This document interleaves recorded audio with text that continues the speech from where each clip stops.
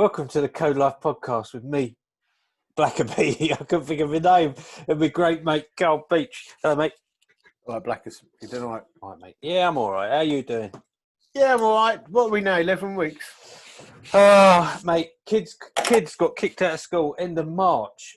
Oh, it is grueling, but I'm not complaining. Yeah, I've run out of caviar. So, being empty nesting, it's more about me luxury supplies running out. Yeah. So it's our graft, I'm telling you. It is, mate. I feel a little bit depressed about it today. No, it is. I mean, I've got one daughter at home, and she sat an exam today. I was out on the road, but I'm still. Waves of confinement sweep over you. Do you know? Yeah. Mate, it's interesting. I had a bit of a perspective on it last night, actually. You know this. My little girl hurt herself on a bike ride. Yeah, we ended up at A&E getting her head sewn up. But it made me realise, and I know we've been applauding the frontline workers for 10 weeks now, but I'd not been into hospital since this had all started, and the place was like a ghost town. I think I think people are scared to go. That's the first thing, but also just the nursing team and the doctors and that. I think our NHS, and I know everyone's saying it is outstanding, phenomenal.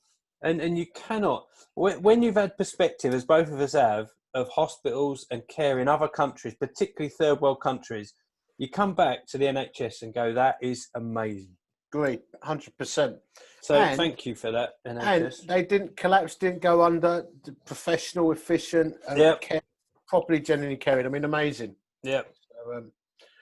So, we should highlight, I've got a relevant podcast. Good.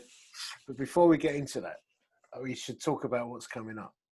Well, we've got quite a lot coming up. I mean, we've got the regular Sunday Night Live stuff is always worth a look, isn't it? Sunday nights, 8 till 9, Facebook, YouTube. Tell your mates. Yes. Amazing. It's a grower. So, Sunday Night Live, we have, battleships, top threes, Olympic contenders. We got England's former strongest man, following Christ on there. Do you want to see a little promo I've done? Yeah, go on. All right. Let me see if I can get this to work. Here we go. Watch this. Here we go. I don't know if the sound will come through.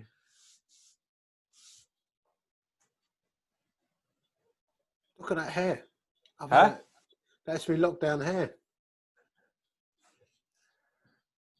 Yeah. Big Phil.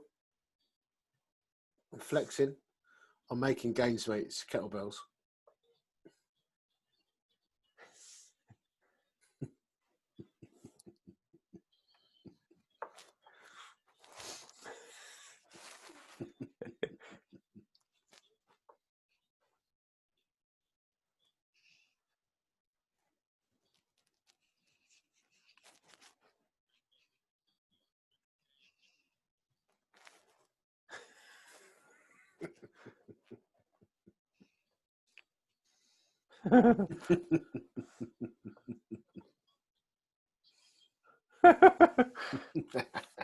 There you go. That's class, that. Yeah, so Sunday Night Live.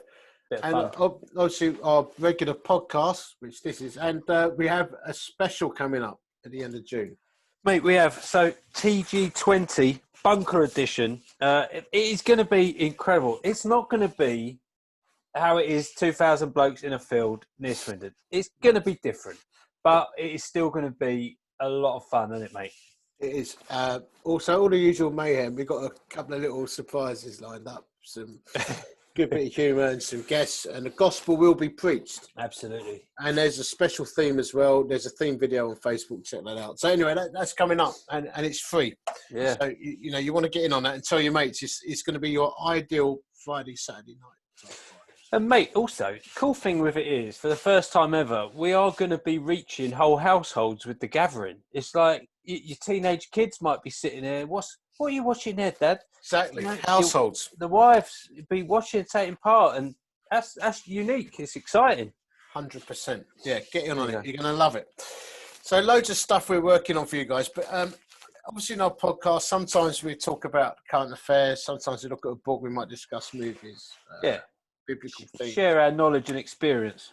Yeah, which is vast. vast.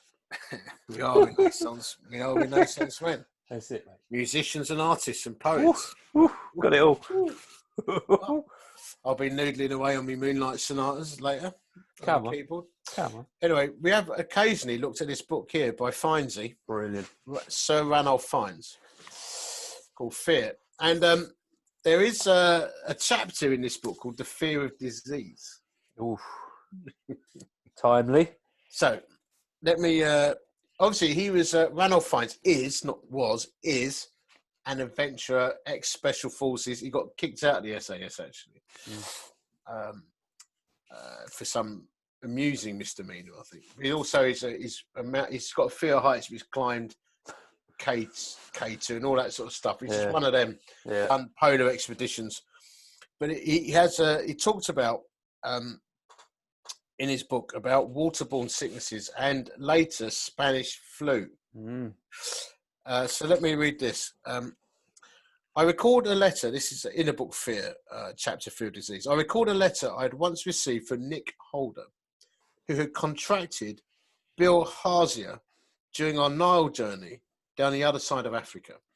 He wrote about this waterborne sickness.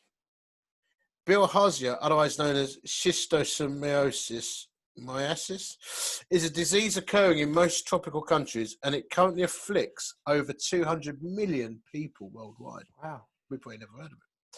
It is caused by any of the 3 species of fluke called schistosomes. I'm probably pronouncing this terribly badly, but it don't matter. It don't matter. And it is acquired by bathing or wading in infested lakes, rivers, and irrigation systems. Right. Schistosome eggs are passed from an infected population into water, and they are particularly prevalent in the waters of the Nile Valley in Egypt. Right. The eggs developed into tadpole-like creatures known as cercaria, which enter the human body under the finger and toenails. Oh. Once into the bloodstream, they mature into adult worms. Complications of long-term infestation can cause cirrhosis of the liver, bladder tumours, kidney failure.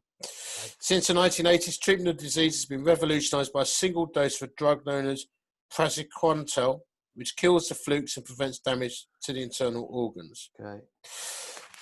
However, back in 1967, when I had organised a British White Nile hovercraft expedition, as you do.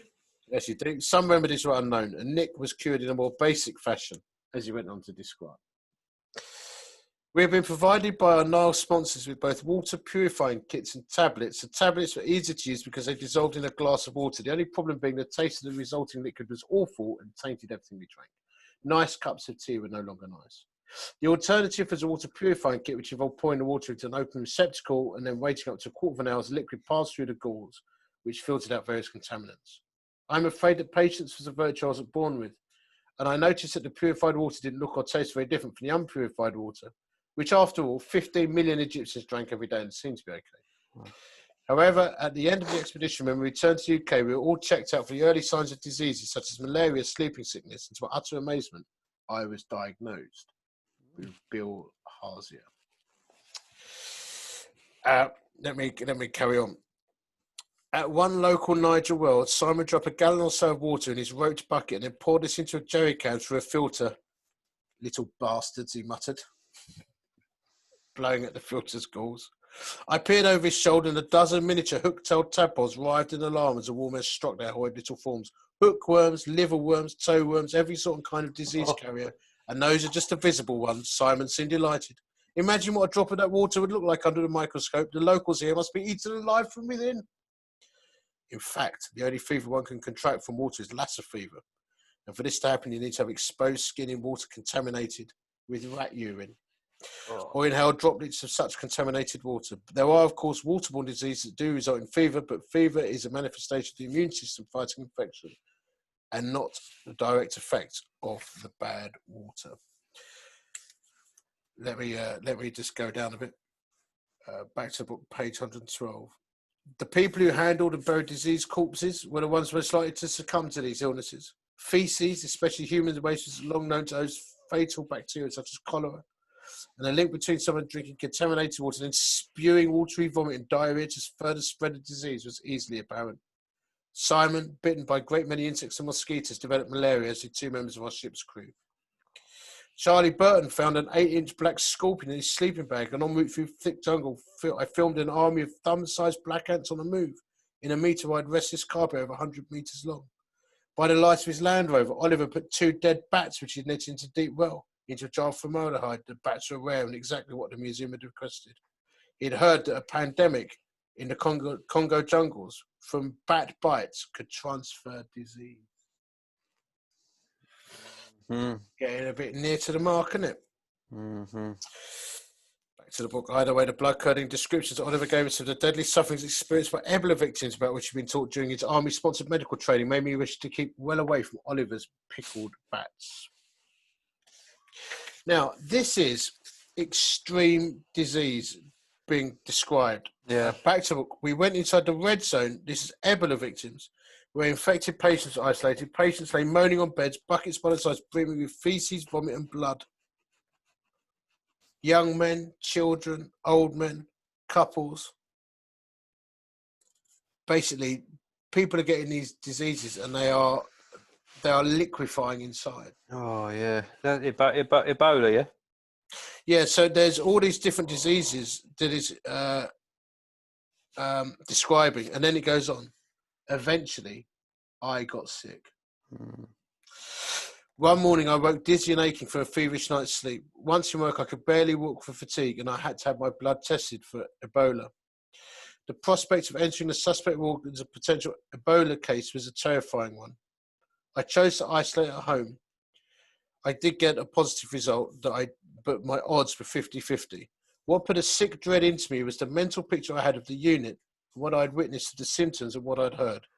God, I didn't want to be squatting in a bucket, defecating. I won't read what he wrote. Nah. Or lying incapable in a maggot-infested mattress. I didn't want to stagger around naked, moaning and glassy-eyed as the infected often did before they died, like zombies.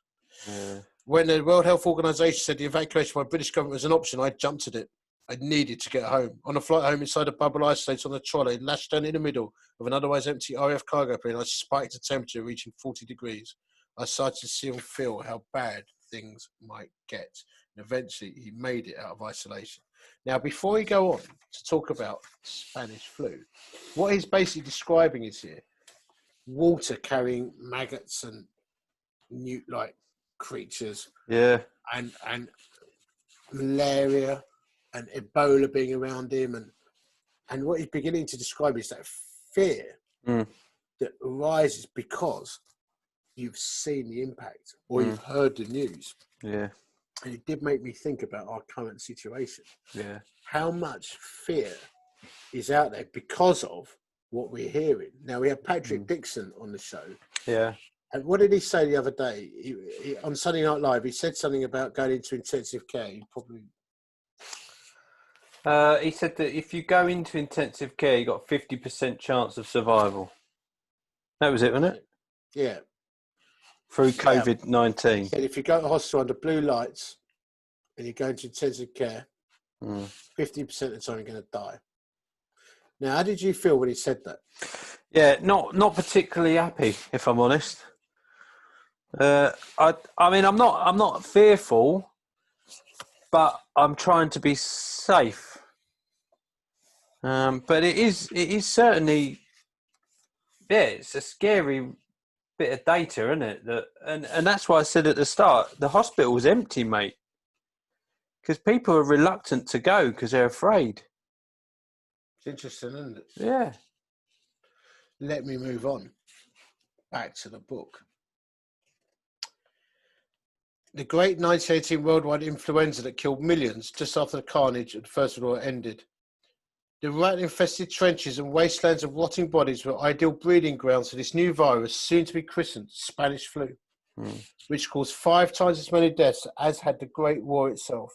Originating in chickens and then passed into pigs and humans, the virus struck in the spring of 1918 and killed an estimated 50 million people, and perhaps more.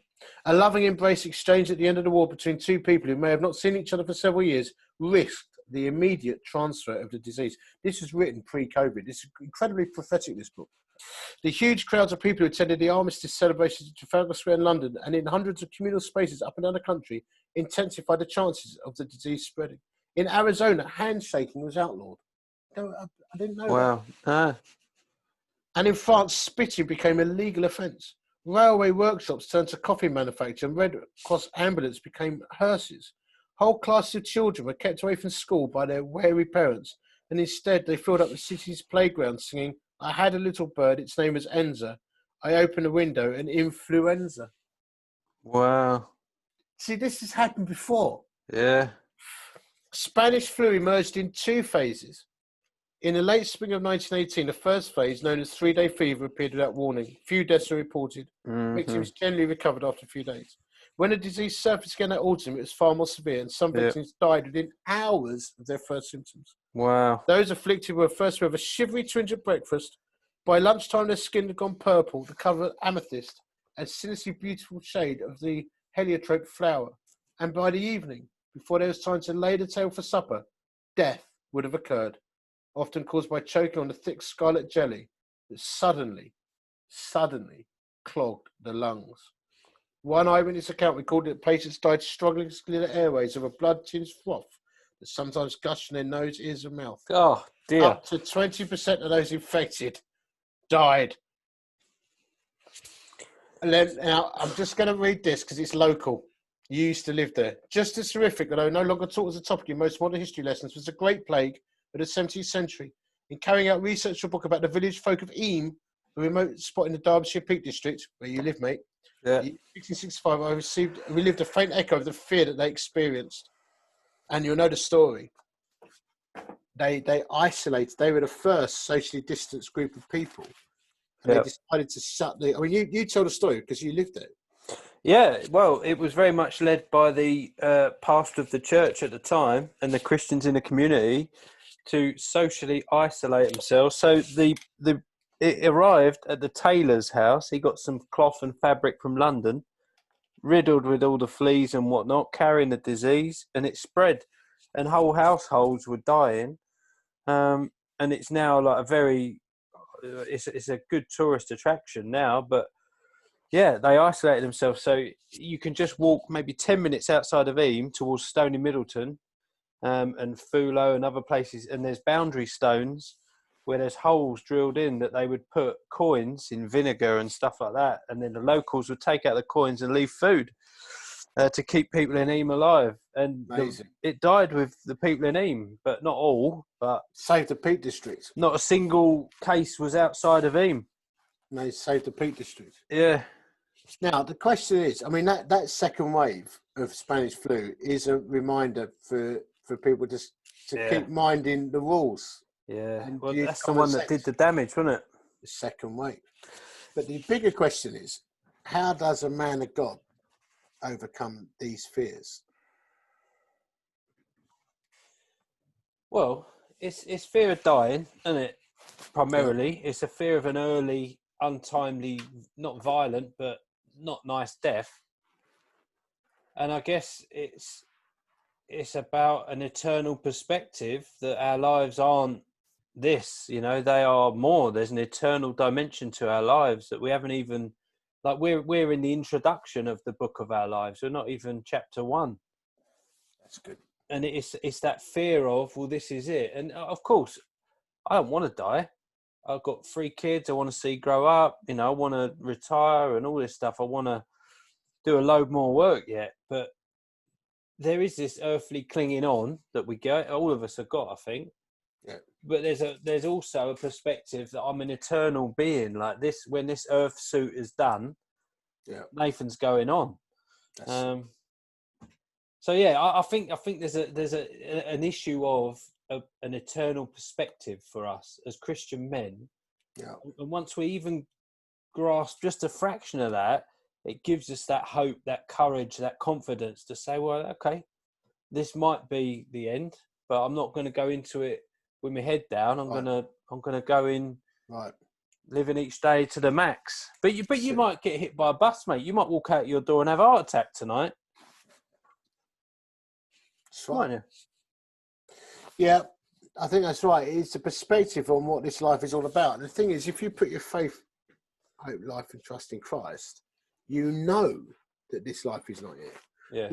It can't give you life to the full now, but true fullness of life is to come, isn't it? Yeah. But we can't see it. We see through a glass darkly, don't we? We can't touch it. But the kingdom of heaven's now, but not yet. We know that, but it's hard for us to grasp it. And I think when fear comes, you got to remind yourself who you are and what you're about. Yeah. Where you're going, isn't it?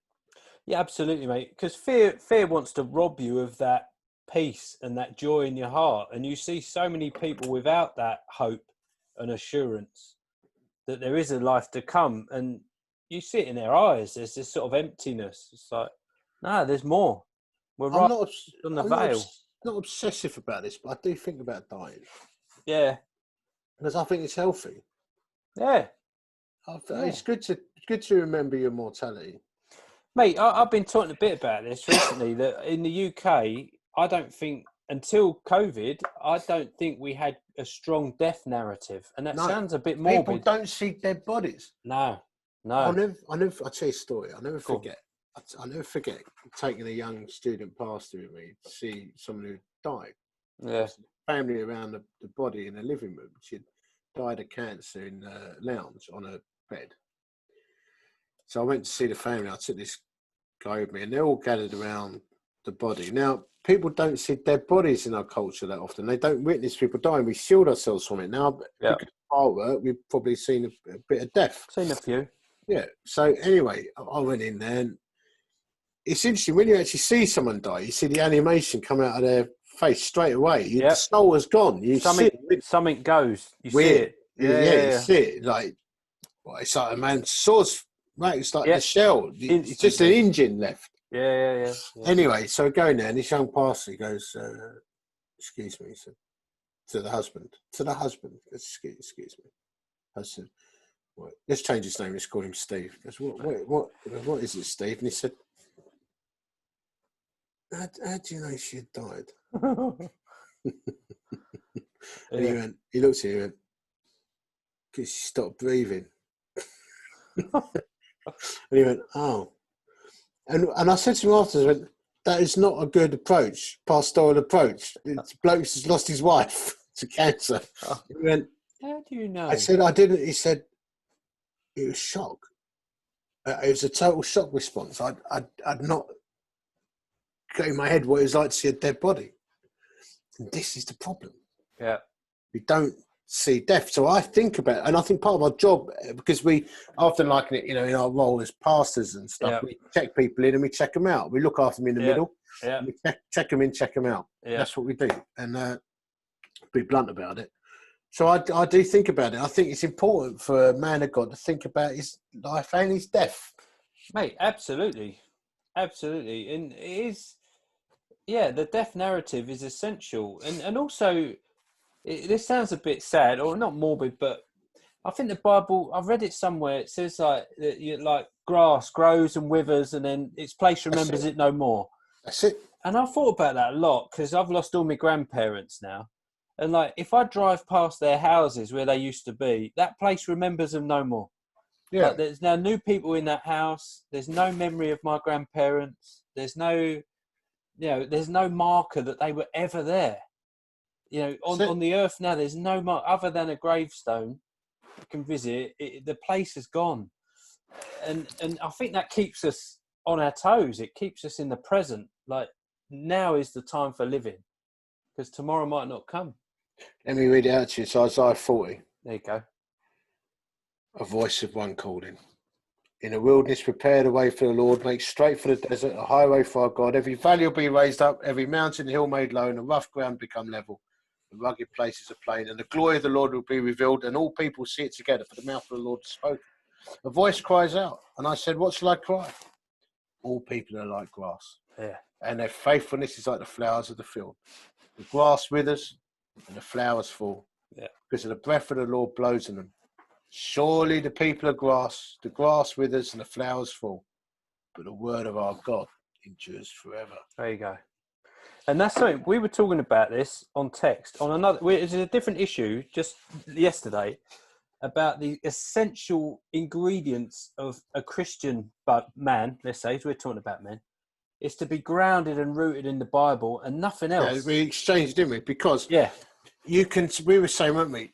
That you can tell when a leader is rooted in prayer and the word. We're not being judgmental here. No. But you can tell when someone's coasting on force of personality, even their gifting and natural talents. Yep.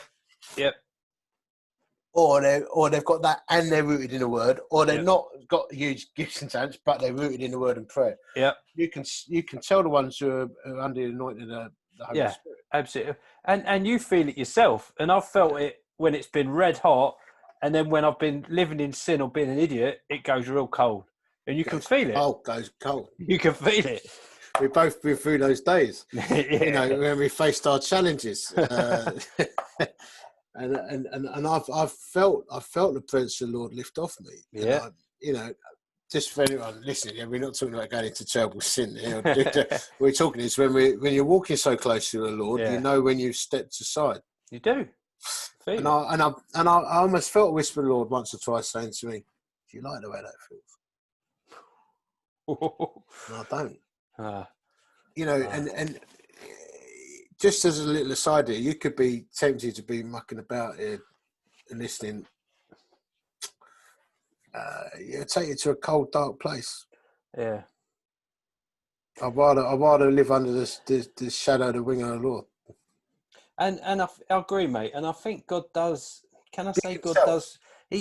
God proves his men. He proves us. He takes us into situations. He allows us into places that prove our faith, and it refines us. And that's where it gets hot. See these lines around my eyes? They're war lines. Mate, yeah, we've seen some wars. Seen some battles. Got some scars. Done something new for this fight. I've been wrestled the alligator. That's the whale. That's a great Muhammad Ali quote. There you go. Yeah. Anyway, so there's some thoughts. There you go. Death and disease. Spanish influenza. Nice one, mate. It's a good chat. Good to chat, mate. Yeah. See you next time.